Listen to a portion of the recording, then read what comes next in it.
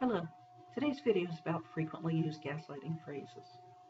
Gaslighting is an especially insidious form of abuse that makes a victim doubt their memories, perceptions, reality, and sometimes even their sanity. Narcissists love to use it due to the fact that people who live with frequent gaslighting are easy to control. After all, if a person doesn't trust themselves, they'll look elsewhere for whatever information it is they need, and that means even to the abusive person who's the reason they no longer trust themselves. Gaslighting can be pretty subtle, which means it can be very difficult to identify sometimes. This video is about some commonly used phrases narcissists use to gaslight their victims. You're crazy, either said outright or implied with phrases like, you need help.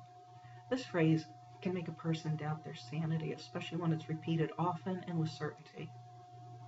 You're oversensitive, you're overreacting. Now, this is said to make a victim feel shame for being upset at what the abuser has said or done. Few things will shut a person down faster than shame, and when they are shut down, they're not going to complain about the abuse. I was just kidding is another one. This phrase is closely related to you're oversensitive. It's designed to create doubt. The victim is supposed to think they just overreacted, they're too sensitive, or they're just too stupid to realize that the comment was simply a joke, causing them to feel shame. The truth is, however, that it was nothing of the sort. You need to get over it. This phrase basically tells a victim that they're wrong for still being upset about whatever it is the narcissist did to upset them. Narcissists want their victims to tolerate abuse indefinitely and without complaint. If they can make their victim feel badly about themselves or even ashamed for being upset, then they have an excellent chance of getting that victim to continue to tolerate the abuse. It didn't happen that way. This phrase can be used in a couple of ways. The first and most obvious, of course, is to make a victim doubt their perception and believe the narcissist's version of events. The other use may be the narcissist's lack of coping skills coming into play. The narcissist may be ashamed of something they said or did, but not because it hurt the victim, because it may make the narcissist look bad if the victim tells other people what happened. In order to avoid that, the narcissist may try to convince themselves and the victim that it didn't happen that way. It happened this very different way instead.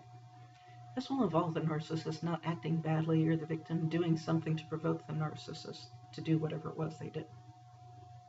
That never happened is another one. Denial is an extremely commonly used tool of narcissists. If they can get their victim to believe that something never happened, that person's not going to tell others what the narcissist has done. No one else would feel that way. You're the only person in the world who would feel that way. This phrase is another way for narcissists to shame victims by making them feel like they're weird or wrong or broken. If they can shame a victim enough, the victim will stop complaining about the abuse and just tolerate it quietly. I'm only doing this because I love you. My mother used to say that what she was doing to me was tough love, and I deserved it because of my terrible behavior.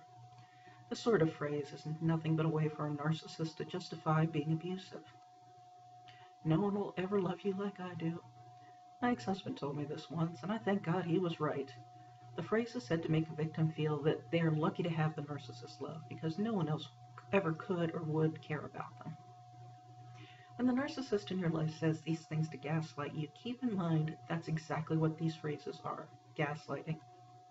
That means this isn't an ounce of truth in any of this. If you have any doubts, ask yourself, why do you think the narcissist is right? Or better yet, ask God to tell you the truth in this situation. Also, keep a journal. If you haven't done this before, it's time to start. Write down what the narcissist says. Seeing things in writing can bring about so much clarity. Excuse me. Always remember the narcissist says these things to manipulate you and to keep you down. Don't give the narcissist that satisfaction. Thank you for watching my video.